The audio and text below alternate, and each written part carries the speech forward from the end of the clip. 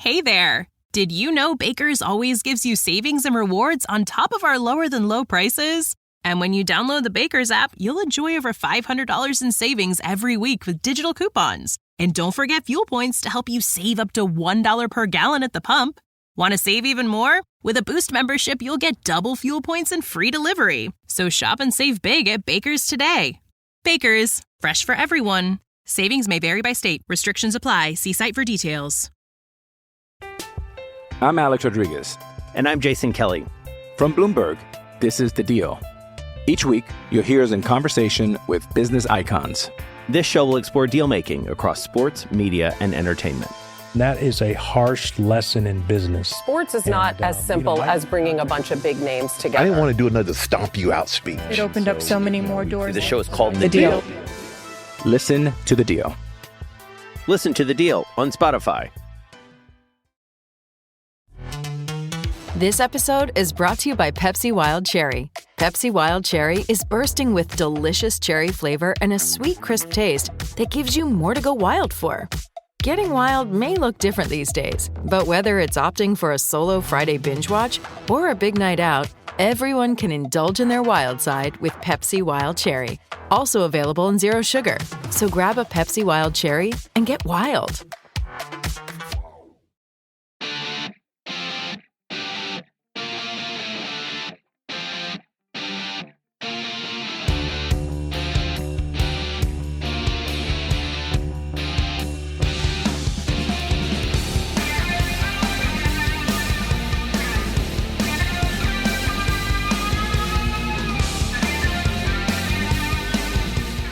Alrighty, everybody, welcome back to another edition of the Mailbag here at the Skating Penguin Network. I am Garrett Bahana. Alongside me are my two co-hosts, Snail and Robbie. Well, gentlemen, we are gathering here today to mourn the loss of the one and only Jake Guentzel. As of, 5:33 p.m. Eastern Time on March 7th, he is still somehow a Pittsburgh Penguin. I thought he would have been traded by now. As we sit here, though, things could change in a heartbeat. He could be traded by the time we're done recording. Who the heck knows? There has been a lot of trade action around the NHL. Lots of trades made within the last 48 hours. A lot of stuff happening on Wednesday, as a matter of fact. We're not going to dive into all of the trades. Nobody from the Penguins really has been traded. No notable names, not yet. No Riley Smith, no Lars Eller, no Nedeljkovic, no Jake Guentzel. No names have been traded from the Pittsburgh Penguins yet. We will keep you posted if anything like that does happen. But until then, we're going to answer some more of your questions that you submitted to our mailbag tweet earlier in the week. Now, I will say at the start of the show, a lot of these questions for this particular episode are not necessarily Penguins or hockey related, just because of the fluid nature of the trade deadline and how quickly things can change and become outdated. So these are questions that you asked, the listeners asked. We didn't just pull these out of thin air. So let's get to it. Robbie, like always, you get question number one. We have a question talking about the future here. Tony Gale from across the pond, he wants to know, we have two games this weekend, both perfect viewing times for those in the United Kingdom against the Bruins and Oilers. What are the chances of a 4-point weekend and the Penguins finally getting out of, at the time he posted this, they were in the 7th spot. Now they are in the 6th spot in the Metropolitan Division. Robbie, we can make this more of a generalized question. Do you see the Penguins in their current spot getting out of what many consider to be the basement of the Metro, or do you think they're going to be stuck there for the remainder of the season? I think they will, at the end of the season, they will not be in 7th. I think they will be 6th at the worst in the Metro Division. As for this weekend, I do not foresee them taking 4 points out of Boston and Edmonton, especially back-to-back with a travel day or with travel in between the two games. I just don't have hope for that. Edmonton, by the time that game played, it would only been a week since they pretty much put the Penguins on ice for this season. I actually like their odds against Boston better than I do against Edmonton right now. But no, I do not foresee them getting 4 points. I will be happy with 2, but realistically, the Penguins probably need all 4, but yeah, I don't see them taking 4. If they do, congratulations. I don't think in the long run it's going to matter. Maybe it's the difference between 4th or 5th and 7th in the Metro, but I don't think they finish 6th or 5th, 7th in the Metro. I do think they will find a way to finish no worse than 6th by the time the season ends. So you can clip that and yell at me when they end up finishing 7th, but I do not foresee that being the case at the end of the season. Question number 2, and I love that Snail gets this question from Brian. Any beef jerky fans here? What's your favorite? I've tried a lot of different kinds, and I have yet to find one better than Wild Bill's from the jar. No idea what that means. Recently, however, I have found this one called Think in Get-Go that he is excited to try, and the flavor he chose is sesame teriyaki. This is hilarious. I know Garrett did this on purpose that I would get this question. Absolutely. Well, it actually is backfiring on him because I'm going to tell you about all the vegan jerkies that I like to buy, and which I'm sure you guys, no offense, I doubt you've heard of any of them. They're probably available in stores around you, but you'd probably have to have the eye for it to recognize them. First of all, the best vegan jerky is Louisville Vegan Jerky Co. The Smoky Carolina barbecue flavor is like, oh, I mean, my fingers are so disgusting after getting through a bag of these because I absolutely just house these bags of them. They're made out of a soy curl, so it's essentially just it's a soy curl. Look it up. It's soy basically in these little kind of jerky looking shapes, odd shapes and sizes. If you're not vegan, dude, you will like these. Like, it's not like because it's vegan it's lacking in flavor or anything. They're super delicious. There's no cholesterol. Beyond Meat, the company, the juggernaut vegan meat company Beyond Meat, makes a vegan jerky that I've seen them in gas stations now, trying to compete with whatever other, Jack Link's beef jerky and whatever. Beyond Meat jerky is pretty good, actually. I wouldn't take it over my beloved Louisville vegan jerky, but still delicious. So I will pass it over to you guys, and you guys can tell me about what kind of dried cured meats you guys like to partake in. I like beef jerky. It's just something that's like never actively in my household. It's just I like it. It's just I just never have it around. Robbie, are you a beef jerky connoisseur? I do like beef jerky. I'm more of a non-name brand. If I can get like at local kind of convenience stores, find some local beef jerky is more my style. But I've been places. I was in New Orleans 2 years ago. They had gator jerky down there. It's a little saltier, but good. I mean, you can any meat, if you do it right, you can make into jerky if you get the right cut and the right spice mix on it. I'm not saying all of it's good, just like the original is what you call it, but I will eat Jack Link's just because it's generally the most available in any kind of big box store.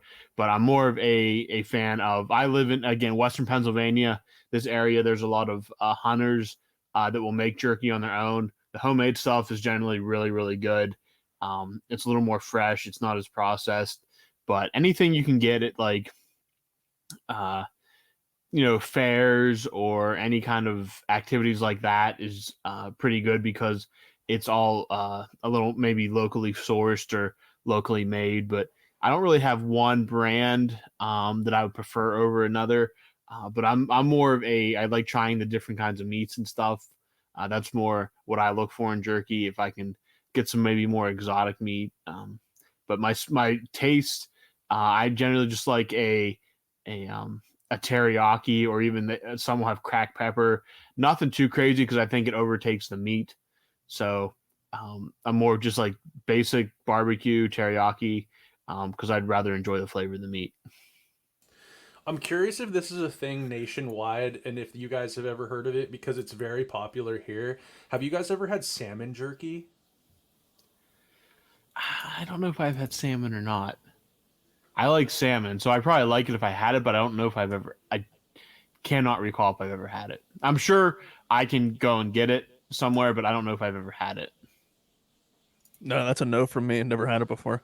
There's a place here in Seattle called Totem Smokehouse, and they make a bunch of different types of things, but I think their main their big hit is salmon jerky.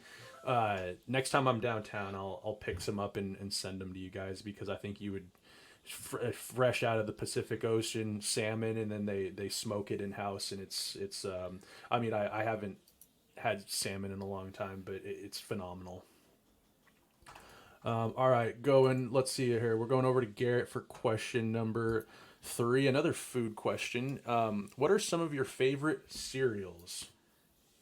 So cereals and breakfast foods, they for a long time they really haven't been at the top of the things that I eat for breakfast. Call me old, but you know what I like? I like a big bowl of Honey Nut Cheerios. I like like when I was younger, I know when I was be like in elementary school, I'd have like Lucky Charms, Cookie Crisp, Frosted Flakes. I'm trying to think. Apple Jacks were big in my house. Now, yeah, just nowadays, give me. Maybe it's because I'm 65 years old on the inside. Give me a bowl of Honey Nut Cheerios with a nice fresh banana. Oh yeah, with some nice cold milk. Absolutely, that's a nice breakfast that'll get me going. So we'll round table this. We'll go. Rob, we'll go to Robbie, and then we'll go to Snail. Robbie, do you have favorite cereals? Yeah, I'm a massive Cinnamon Toast Crunch fan. It's to me the best.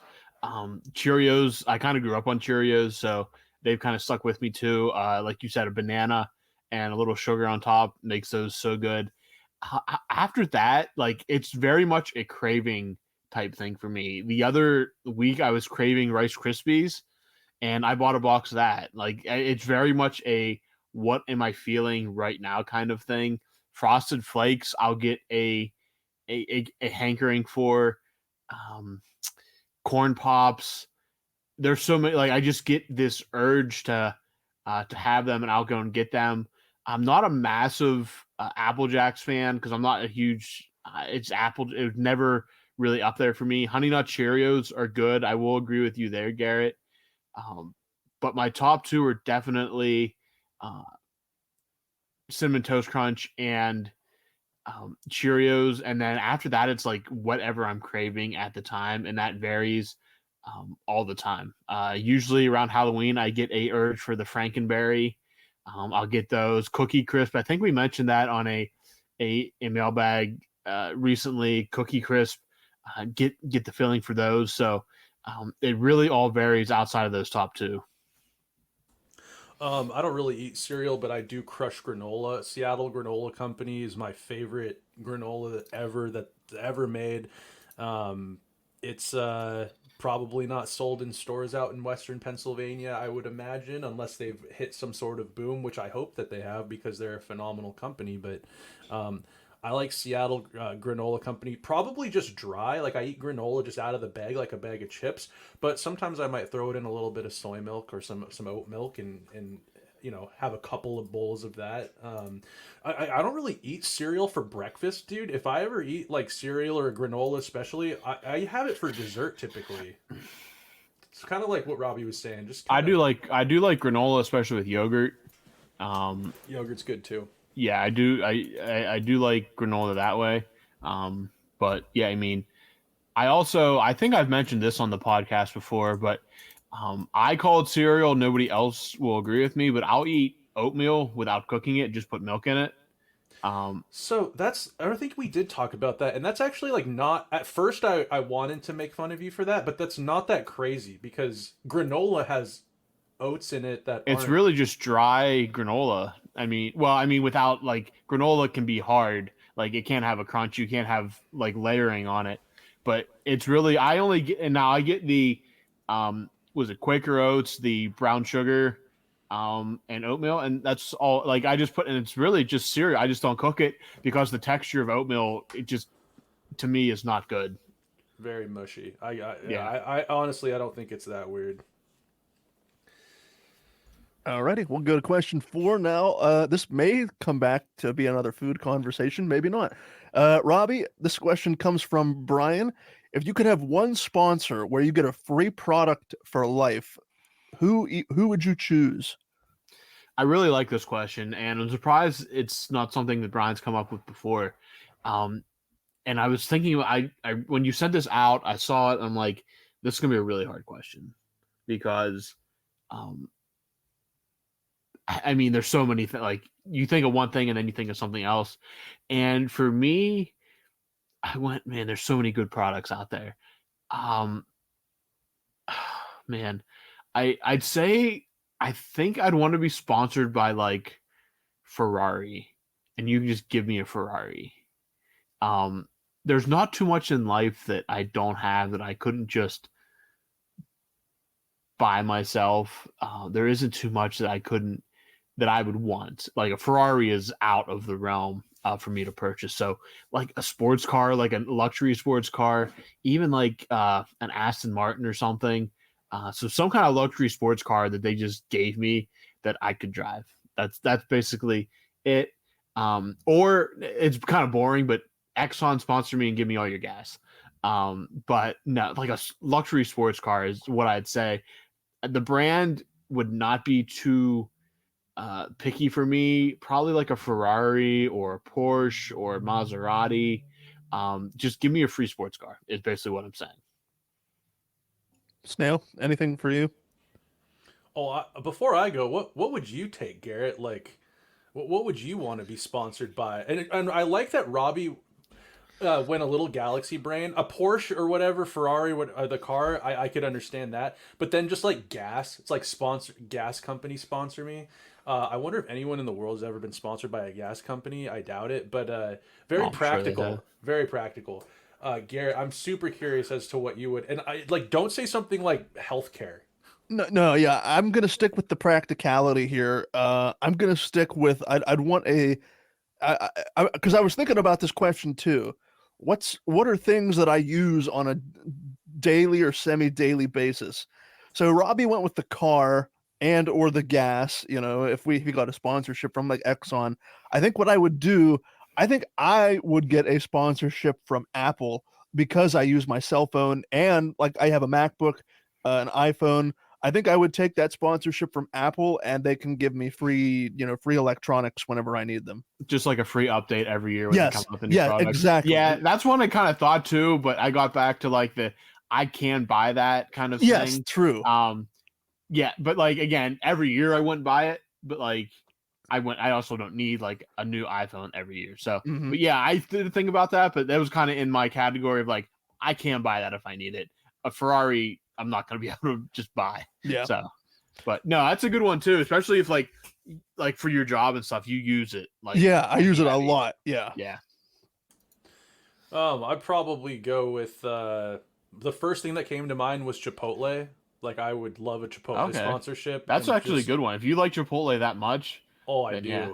I love it. And it's like it's fast food technically, I think, but it's like it's like but it's like a little bit healthier, I guess. But it's really expensive. Like it's very expensive. So like if I could have like a Chipotle sponsorship, I would crush that. And I don't know, maybe like do you guys have REI out there? There's one there's a massive one in Pittsburgh. Yeah. I would love an REI sponsorship because for cycling, a lot of stuff comes from REI. Living in the Pacific Northwest, we wear a lot of outdoorsy gear just throughout the year. I'm a recreational type of guy. It's super. REI is extremely expensive. Ridiculously expensive. I don't get to shop there as often as I'd like because it's just not practical. Using the word practical again here, but I'd love an REI sponsorship.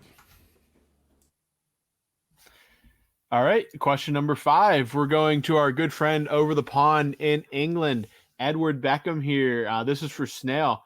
This may have been spoken about, and Edward may not have listened to this, but Snail, why are you Snail?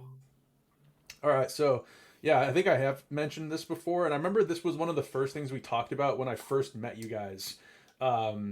So my actual name is Mikhail, like Mikhail Grabovsky, Mikhail Sergachev, Mikhail Grigorenko, the NHLers. But in typically, like the average white folk would probably pronounce my name Mikhail. So a lot of my friends growing up, my name is Mikhail. Like the Hail is actually not pronounced like hail. It's more like L. But like I have one of my best friends, one of the longest friends I've ever had. He still to this day calls me Mikhail, and a lot of people have called me Mikhail. And I had one buddy, rest in peace. He actually passed away about a year ago. He started calling me like Mick Snail.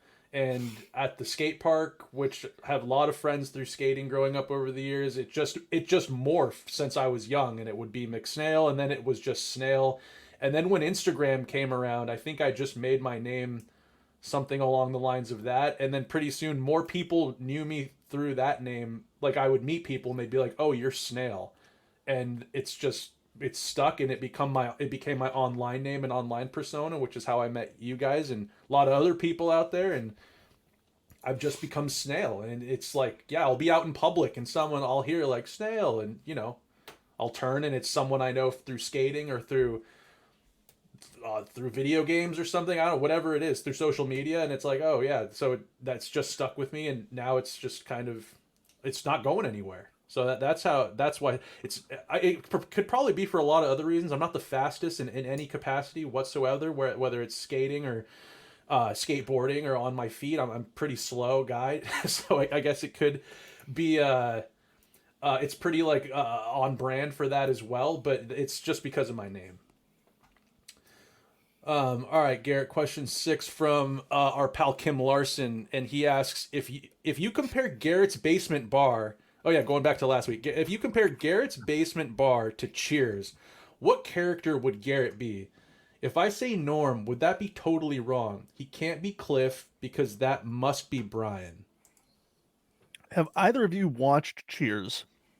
Yeah. A couple episodes, but like I don't know enough. So I want you to could you elaborate a little bit on like these characters that he mentioned? So I can't speak entirely about like the main characters' names off the top of my head. I know Sam Malone is like the main character. That's Ted Danson's character.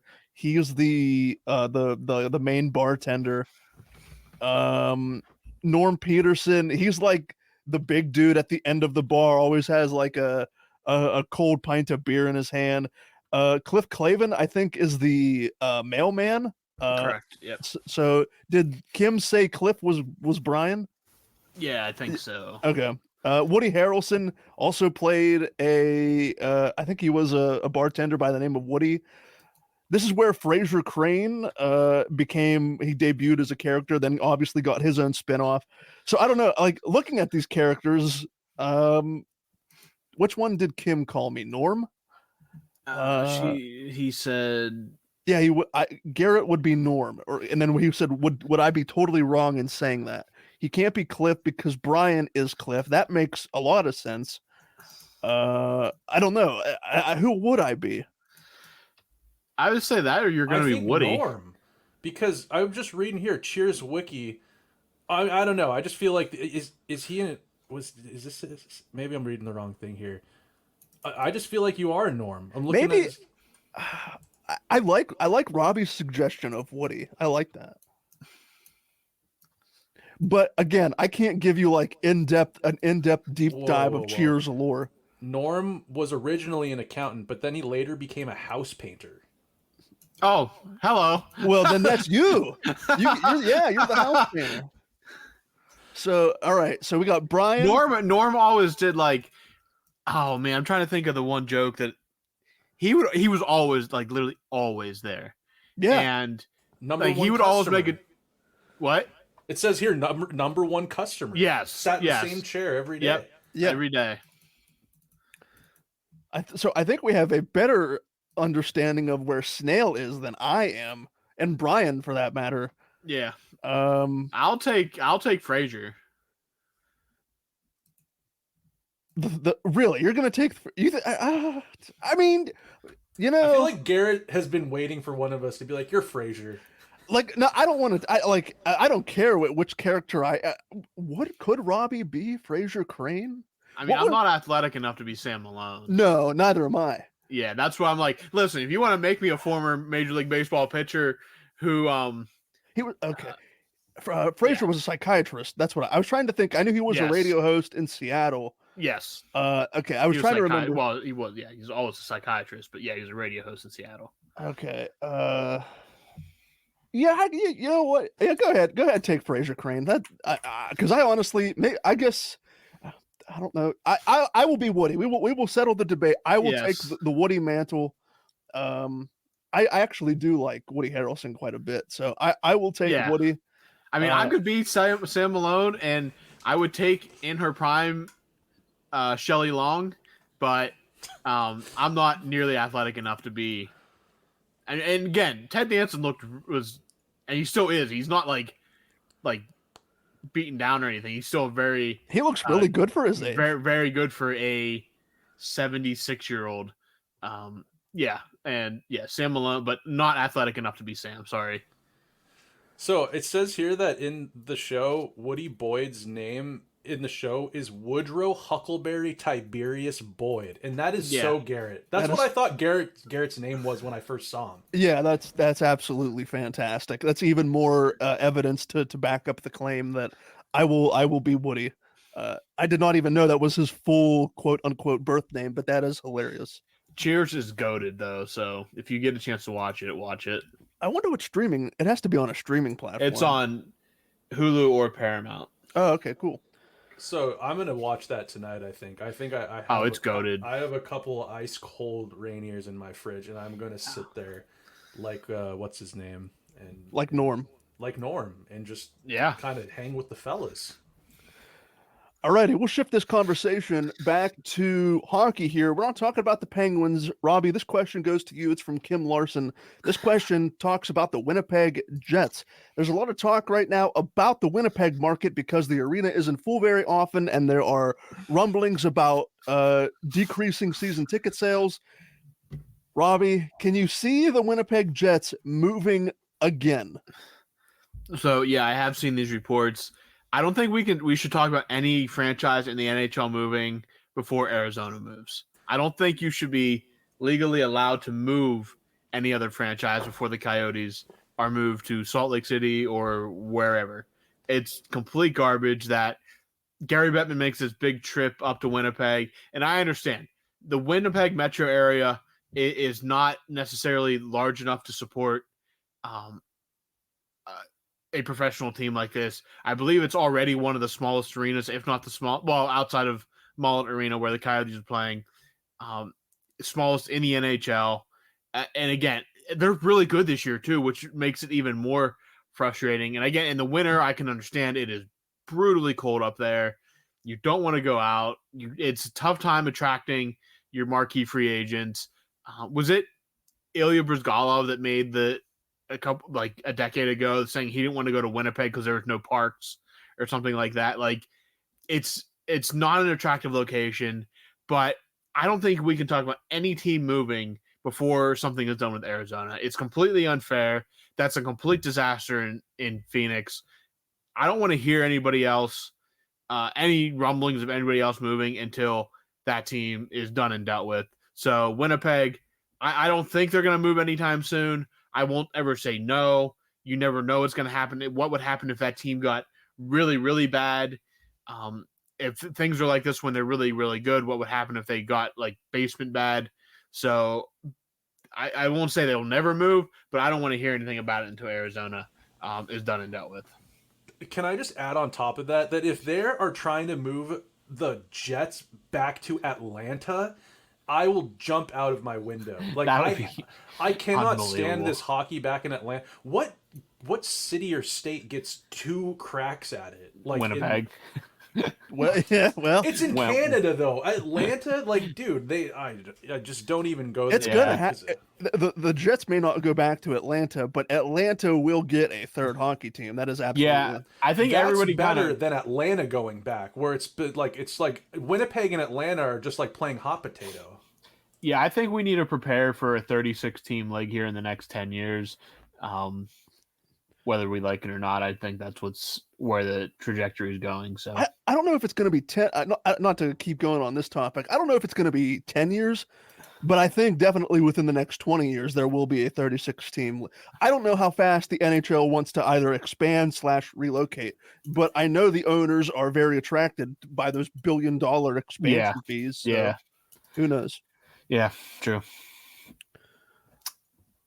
Is it my question? Where are we at?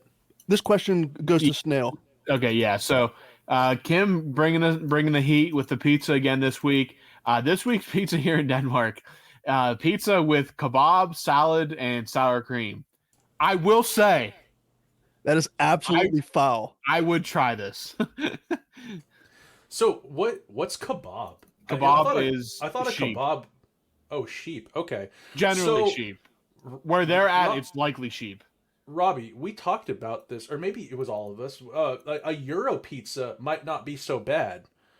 I mean, is that what this is essentially? Wait, is the salad and sour cream on top of the pizza? Well, yeah, it could be. Yeah, I think it would be. Would it be like, is this salad in the sense that we know it, like a dinner salad, like romaine or iceberg lettuce? Some kind of shredded lettuce. That I don't know. That's kind of like, I mean, sour cream. That's not on par with. That's not, you know. So I don't know where, like, because a kebab is generally like a pita shell, the meat, lettuce, and if you want tomatoes, you can get tomatoes as well. And then they call it white sauce. It's more of a cucumber sauce than like a tzatziki. Yes, it's more like tzatziki. I would take the tzatziki over the sour cream. Yeah, sour cream belongs on like Mexican food made by white people. That's like that's what like sour cream. Sour cream belongs on pierogies and Mexican food made by white people. Okay, yeah, I think we can all agree with that. Oh man, sour cream on pierogies. Oh yeah, that's a perfect combination. Anyway, we're getting off topic here. Yeah, we are. Yeah. So honestly, you can answer this question. Yeah. No, I mean, you can gather from the confusion and we're reeling here. Not the worst pizza, because I think I saw in a few questions there's a pizza to really be concerned about. I just looked at it. I just looked at it. Kim, honestly, it sounds kind of like a deconstructed Euro, or I guess a kebab is already a thing. That's a brilliant way to describe it, a deconstructed Euro. It's a very hipster thing. It feels like that's definitely something like we have this good food, so let's just deconstruct it and make it. I think they call that recession core too. Have you heard of recession core? I have not heard that expression. Is that what you're supposed to eat when you don't have any money? So yeah, no, what basically recession core is where you take something that's actually less and worse and you charge more for it, like a smash burger. It's actually less meat, and they squish it and they burn it a little bit, and they're like, oh, it's like our bar smash burger. They do that with like, I don't know. I do not get the point of smash burgers. I'm sorry, I've had one, and to me, like you said, less meat, same taste. It doesn't make any difference to me. I'd rather pay a little bit more. People like the crispiness. You kind of burn it. You're supposed to like burn it, which like you don't want a burnt burger. Anyways, recession core, we could do a whole hour segment on that and how it's creeping into society and how it's become this thing, and all these restaurants, especially in Seattle, are selling things that are actually less food, but with a catchy term like a smash burger or a deconstructed this or a deconstructed that, and essentially just robbing you blind. So we don't have to get into that, but yes, Kim, not the worst pizza that I've heard of. I think that we're all going to need to like contain ourselves in a few questions, but until then, I think you have essentially like an approval from us that this isn't the worst thing we've ever heard of. And Garrett got really excited about the sour cream, so he's giving you thumbs up all the way. Garrett, question number 9 here from Kim Larson again. He asks, if Sid asks for a trade, do you think he will get it? If Sidney Crosby asked for a trade, I think by this point in his career, the Penguins would grant it.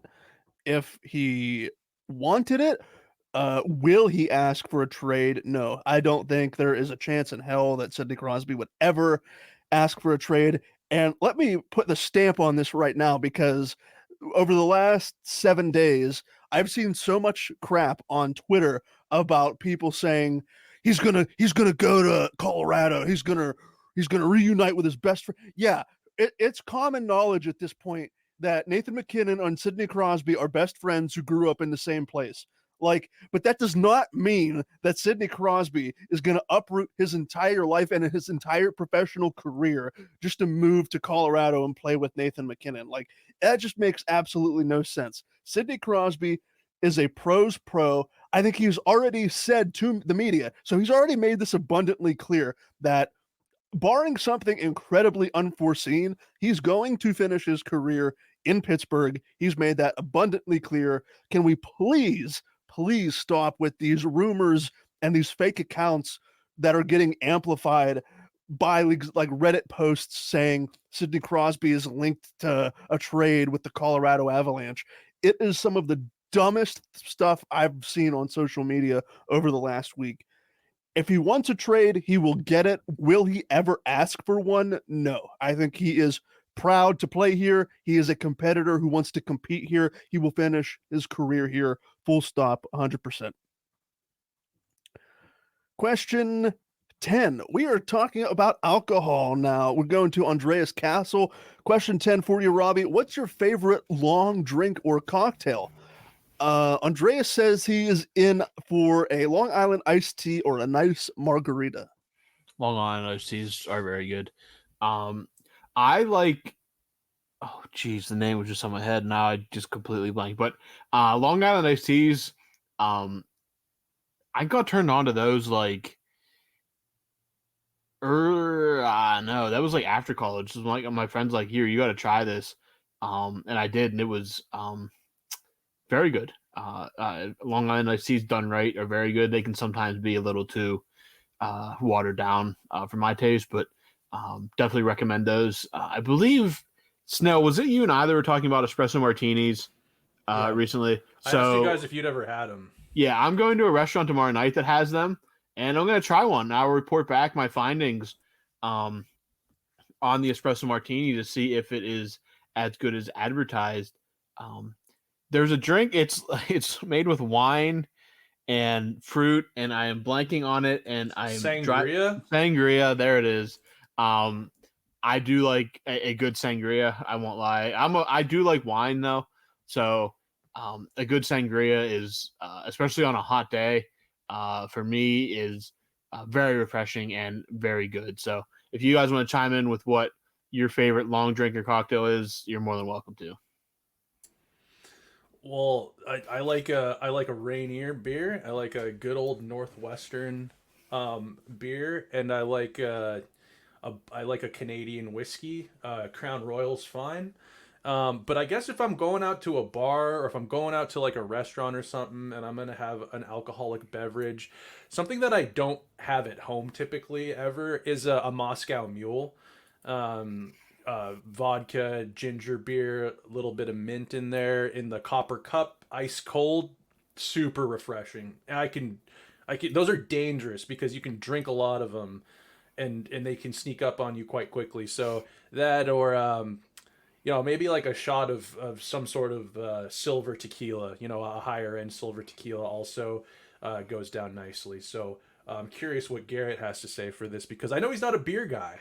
No, my favorite go-to summertime drink when I'm out on the back porch, I have my music playing, I'm just in one of my happy places, I will guzzle down cherry vodka and like caffeine-free Coke. I need a carbonated mixer, but I will absolutely just, like Snail said, Moscow Mules are dangerous. That's dangerous for me because you're basically, the mixer acts as the predominant flavor.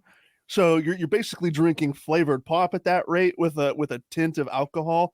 It was incredibly dangerous for me. I remember last summer there were quite a few times where I fell off my rocker and had some wild nights. But with a Moscow Mule? No, with Oh, okay. just a regular vodka mixed drink, cherry vodka. Oh, mixed okay, drink. okay. I do like Moscow mules. I had one for the first time, I think, about 8 or 9 months ago. My sister and my brother-in-law really like them. Mm. So I was turned on. I remember having it, and I was like, "Wow, that is really refreshing," because I'd never experienced it before. I think Snail called it refreshing. So yeah, I was like, I might have to try this in the near future. But yeah, that's probably my go-to. What's a very Pittsburgh Yinzer type drink? Do you, because from what I understand, Western Pennsylvania, you got a drinking culture over there. Yeah. What is it like moonshine, or is it like, do you guys have like a Yinzer-esque type of like drink that kind of comes out at a certain time of year or anything like that? Yeah, Icy or Light. liquor? Iron City Light. Yep. Is that a beer? There's Yeah, a it's a beer. distillery down in the Strip District that has become very popular. It's like one of the oldest distilleries on this side of the Mississippi, which would make it one of the oldest distilleries in this side of in the United States, obviously. But that's down in the Strip District. Whiskey, I think, is pretty big in the Pittsburgh, Western Pennsylvania area. We have a couple distilleries popping up more and more. Yeah, Icy Light's obviously, that's like the Yinzer beer. That's Icy Light. So what? It's Iron City. It's called Iron City. Iron City. That's the maker. Is that like an old? Is that an old brewery type place down? Not brewery's not the word. It's not a microbrewery, but like no, it's like just a brewer. It's just a Sam Adams kind of like a big deal. Beer outfit. Yeah, distributor. That's Pittsburgh. What's like a liquor that everyone in Pittsburgh probably has in their freezer or in their liquor cabinets? I really couldn't answer you on that one. Hey, it's Kaylee Cuoco for Priceline. Ready to go to your happy place for a happy price? Well, why didn't you say so? Just download the Priceline app right now and save up to 60% on hotels. So whether it's Cousin Kevin's Kazoo Concert in Kansas City, go Kevin, or Becky's Bachelorette Bash in Bermuda, you never have to miss a trip ever again. So download the Priceline app today. Your savings are waiting. Go to your happy place for a happy price. Go to your happy price, Priceline. I'm Alex Rodriguez. And I'm Jason Kelly. From Bloomberg, this is The Deal. Each week, you'll hear us in conversation with business icons. This show will explore deal-making across sports, media, and entertainment. That is a harsh lesson in business. Sports is not as simple as bringing a bunch of big names together. I didn't want to do another stomp you out speech. It opened up so many more doors. The show is called The Deal. Listen to The Deal. Listen to The Deal on Spotify. Probably something cheap. Because I don't think like if you're looking for like your steelworker vibe, like it's gonna be something cheap. It's not gonna be anything top shelf. Like Seattle's so much newer than Pittsburgh, and I feel like even now where Seattle in certain ways is kind of, because it's changed so much. It's not the old Seattle that it used to be. And it's kind of trying to develop this culture. I feel like they're trying to sell kind of this new community that is Seattle and its surrounding areas. And one thing that's always been big here is Olympia beer. Like my mom's grandfather was probably drinking Olympia beer. They're no longer around. And then Rainier beer was another one, like famous Rainier commercials that everyone remembers growing up. And then Rainier started making, randomly they started making gin, and now the Rainier is pumping out advertisements that like it's a lot of like Rainier gin in like the mountains or like by the beach, and they're like, see, like this is like synonymous with like the Northwest. So I guess I'm just curious, if is there anything that like any beer or liquor companies that exist that are kind of trying to operate in a similar way? They're like, if you're from Pittsburgh, you should be drinking this. Icy Light. Yeah, I don't care for Icy Light, but no, me neither. Yeah, I mean, I've already made my disdain for beer known on this podcast, but it's Icy Light, baby. That's the steel worker. If it's not cheap, if you can get your hands on it and it's cheap and it's alcohol, the steel worker absolutely probably got it. But Icy Light has developed a reputation from the 70s and 80s onward. I know a couple of my next door neighbors who are older than me, that they've been drinking it forever. So that's it. Robbie, have you ever shotgunned a beer? Yeah, in college, yeah. Oh, what a party animal. What about you, Garrett? Have I ever shotgun? No, I've never shotgunned. I don't. My sister, who is 30, gonna be 31 this year, I think. She shotgunned her first drink like a month and a half ago. Snow, when you get out here, we're gonna make them shotgun a beer. You have to. We'll at least try. Yeah, at least try. I know you need like a car key or something to like poke a hole through. Yeah, anything that can get anything. You just need a strong thumb. I'm not trying to cut myself. We don't cut yourself, Garrett. Excuse me for not knowing the proper etiquette how to shotgun a beer. All right, we'll put a thimble on your anyways. All right, we'll move on. Okay, we got to get to drinking. Yeah, we got to get through this next question. Oh, good. Yeah, take us here, Robbie. This is from Andreas over in Germany, I guess. I think yeah. This is brutal. Snail, this one's for you. My favorite pizza is tuna with onions. Sorry, guys, nothing beats that one. Well, I could tell you about 1,000 things that beat that. Oh my god! I was gonna say I could tell you a lot of things that would probably beat that. I mean, you had to know coming on here saying this that this was gonna provoke quite a reaction from us. Tuna fish. I can honestly say, even being in a place like in the Northwest where there's a lot, we don't have rules out here when it comes to foods with traditions and whatever. I've never seen tuna on a pizza, and with onions nonetheless. I mean, I don't know. That just sounds stinky, and it sounds pungent, stinky, kind of soppy. I don't know. A lot of things come to mind when trying to like think of what you'd experience in having a pizza with that on it. Like, what about like just a pepperoni pizza over there? Like, are you telling me you'd rather have tuna and onions than just Robbie is so dumbfounded right now. I just like of everything. Like, even if you liked, like, I generally like tuna. Like, I just don't like of all the anything. It doesn't even have to be a normal pizza topping. Anything you could put on it, literally anything.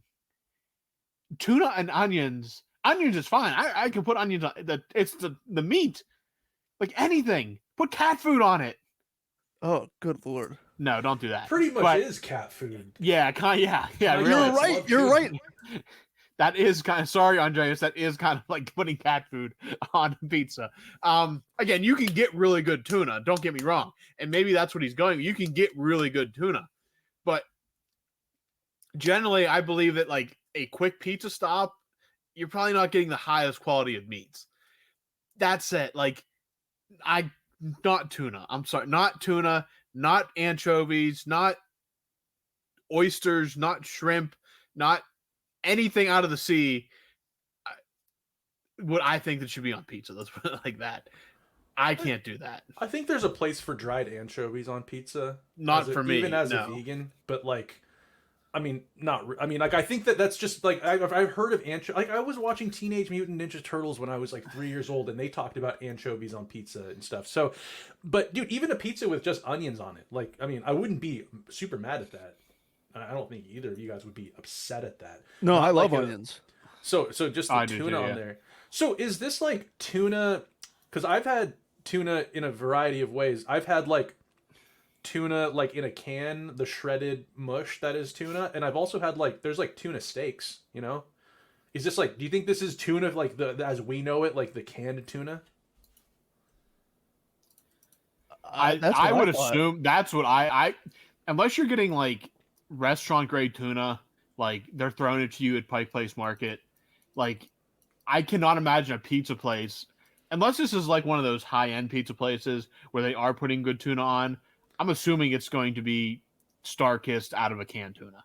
Okay, so what we need now is, Andreas, you need to tweet at us a photo of this pizza. We need to lay eyes on this before we make any more judgments. Because make sure you put one of those like content filters on. The NSFW or whatever filters on it. I need to see this because clearly, you know, we have a certain idea of what tuna fish looks like to us. And I think over there, you never know. Like, what if it's like fine dining? What if it's like sushi-esque, you know? What if it's like redefining pizza over there? I doubt that's the case, but we need to lay eyes on it. I'd like to see it. Please tweet at us at your soonest convenience, because you say nothing beats it. You must love it. This is an excuse for you, a green light, if you will, to go out and get yourself some tuna onion pizza. Whew, that was a lot. Let's move on. That was actually not as bad as I thought, but yeah. Let's wrap it up here. Last question from Andreas again, Mr. Tuna and Onion Pizza. In European football, we have the problem of rivaling supporter groups that meet up for some fisticuffs. Are there any altercations between rivaling hockey fans? Bro, European football / soccer fans are some of the most hardcore sports fans you will ever see. There's a reason the term hooliganism runs rampant in like football / soccer circles on social media, and hooliganism is like a popular term now to describe those kinds of fans because they are next level. I was trying to think about this question even before I sent it to you guys. Like, I was told, I've never been in Philadelphia for a Flyers game. I was told if you are in Philadelphia attending a Flyers game to not wear any Penguins memorabilia, but like that was like the furthest I ever got from someone telling me, yeah, it might not be the best idea to wear Penguins gear inside the Wells Fargo Center for a Philadelphia Flyers game. I'm trying to think, like, if you mix alcohol and live sporting events together with two opposing fan bases, like, I'm sure crazy things are going to happen eventually. But like, to the extent, like, if you watch soccer games on a regular basis and you see like a line of stewards in the stands separating like an away supporters group and like the home fans in their home stadium, it can be a wild, raucous scene. But I don't think, speaking from like NHL terms or hockey terms, I don't think of anything that can come to mind. If either of you want to jump in and put a bow on this conversation. Yeah, the closest fisticuffs that have happened is me and Garrett virtually over if fighting belongs in hockey. Well, yeah, that might be the closest I've come to getting in a fight at a hockey game. So, when you were explaining European football, have you guys seen the movie The Warriors? I have not. I don't believe I have. Really? Do you like, does the reputation of that movie, like, do you guys know what I'm talking about? Who's in it? Who stars in it? I don't really know who stars in it. It's like it's an 80s movie of New York gangs. It's like a post-apocalyptic world where like gangs all exist together, and this one gang gets framed for murdering this beloved character, and then they have to escape through New York to get to like Long Island or Coney Island or something. Anyways, if it's not ringing a bell by now, it won't. But if you were to look up a photo, that's how I imagine European football. All right. Before we wrap this up, I am checking Twitter right now, and there is a growing sense that the Gensel deal could come down to the Penguins and Hurricanes. Pierre LeBrun, as of 6 minutes ago, it was reported that Hurricanes forward Michael Bunting will miss tonight's game for trade-related reasons. Pierre LeBrun said that the Hurricanes have been pushing hard with Pittsburgh on Gensel. It would make sense that Bunting would be part of that package if Carolina can get a deal with Pittsburgh across the finish line. While we were finishing up the mailbag, I had seen these tweets, and I had been doing some work on, doing some research on Michael Bunting. I know Dubas said he wanted to get an NHL player back, but Bunting is already 28. He's a 28-year-old left winger who is marketably worse than Jake Gensel. So I'm not sure the thought process behind this. The prospects and or draft picks better be lucrative. And considering it's the Hurricanes, I don't think you're going to get like premium draft capital. So the prospects better be damn good if Michael Bunting is going to be your NHL player that is returning in this trade. So nothing is confirmed, but with these recent rumors heating up, as we end this episode, do either of you have thoughts on Michael Bunting potentially coming to Pittsburgh? So I'll make this super quick. I like Bunting as a player, I like what he brings, but not as like the main roster piece coming back for a guy like Jake Gensel.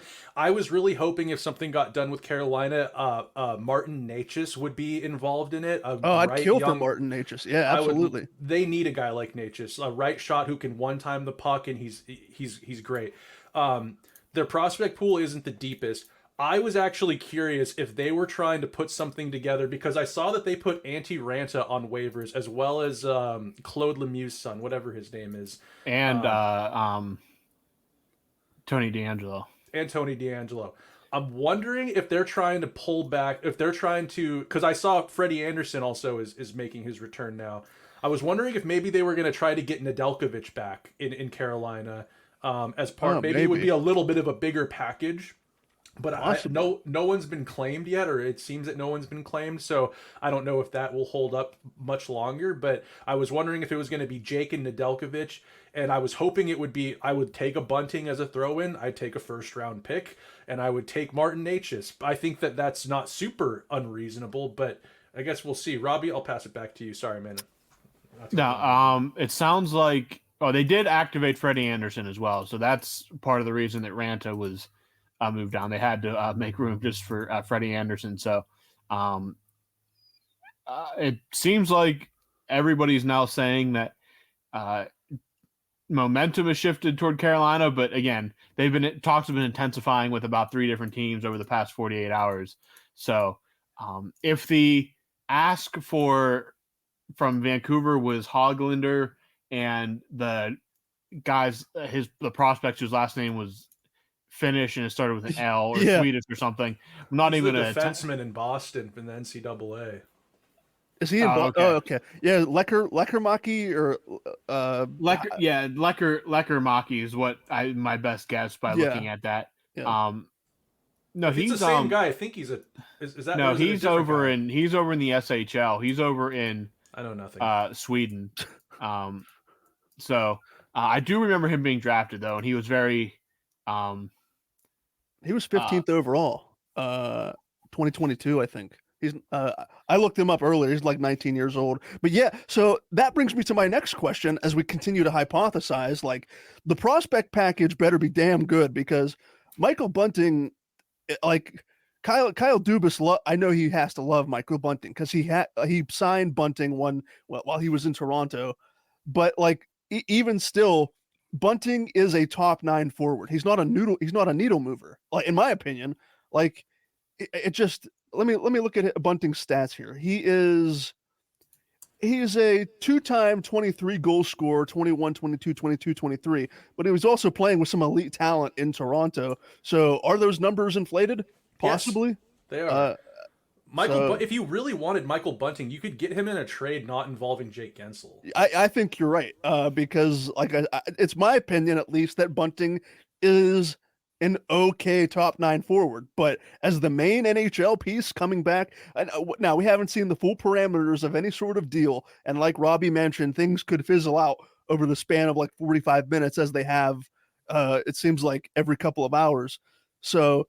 But I don't know. That just seems incredibly underwhelming. Like the prospects coming back better be damn good prospects if you're replacing Jake Gensel with Michael Bunting.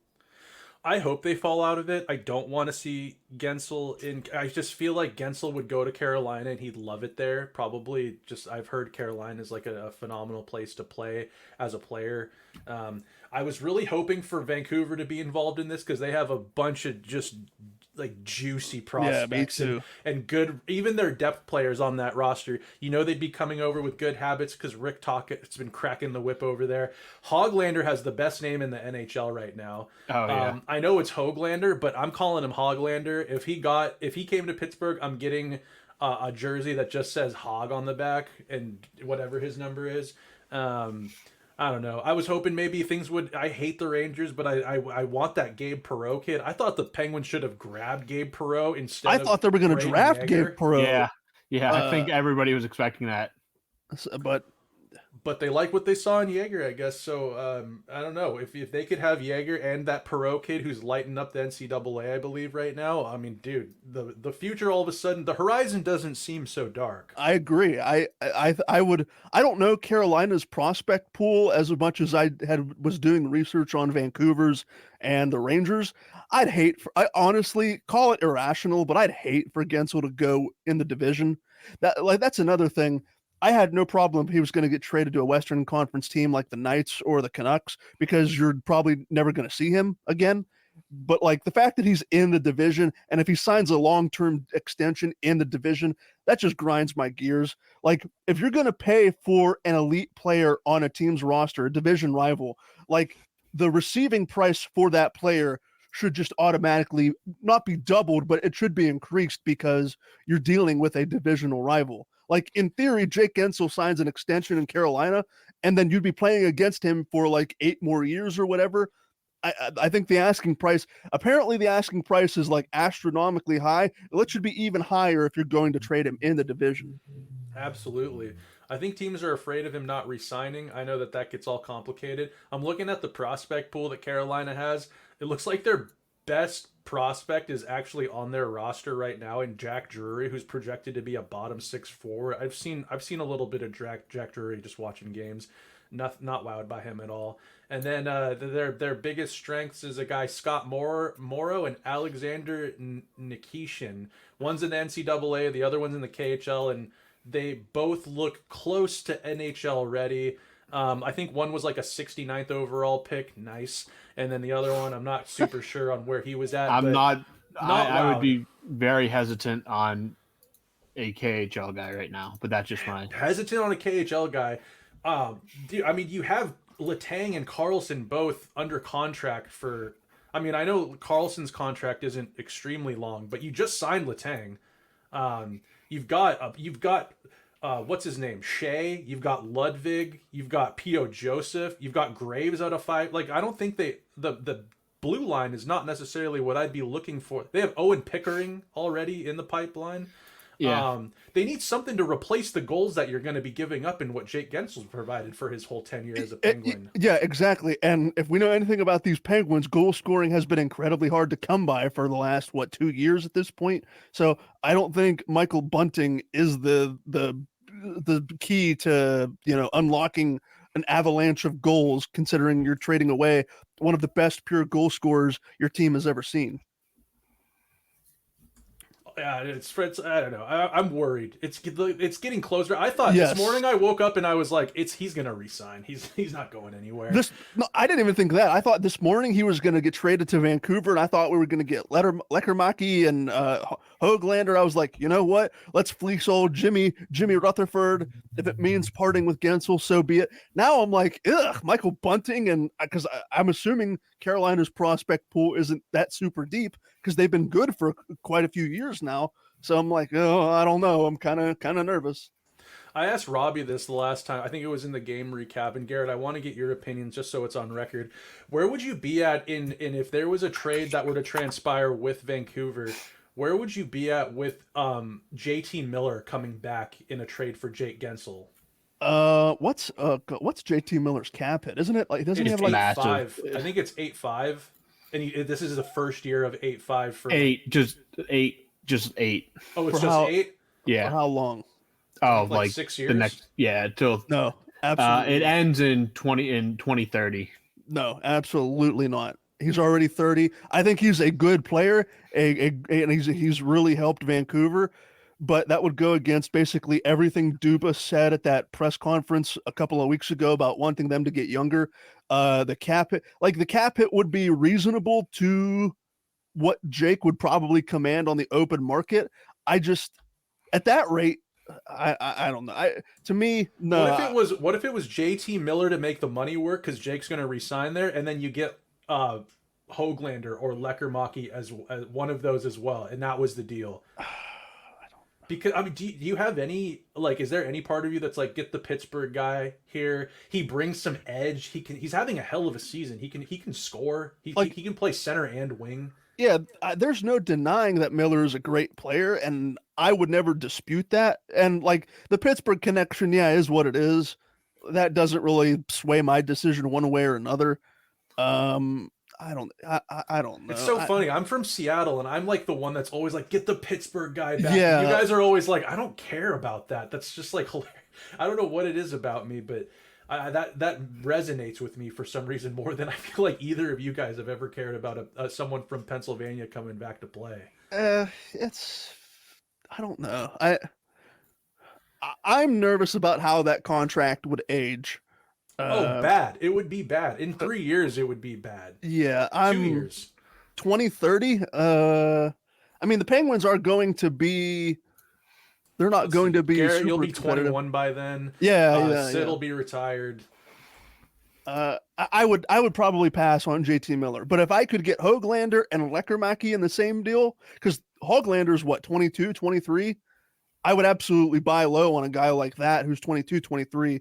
I mean, it may be foolish saying that because JT Miller has established himself as a good NHL player, a very good NHL player.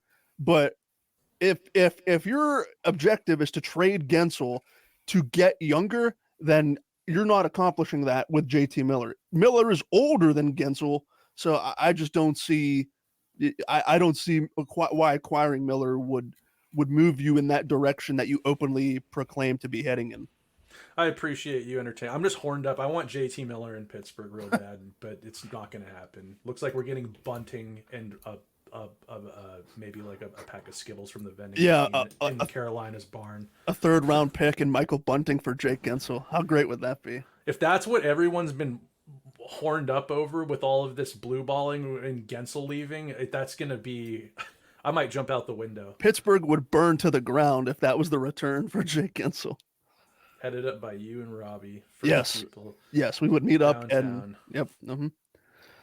All right. Well, let me see as I refresh Twitter one final time. I don't see anything.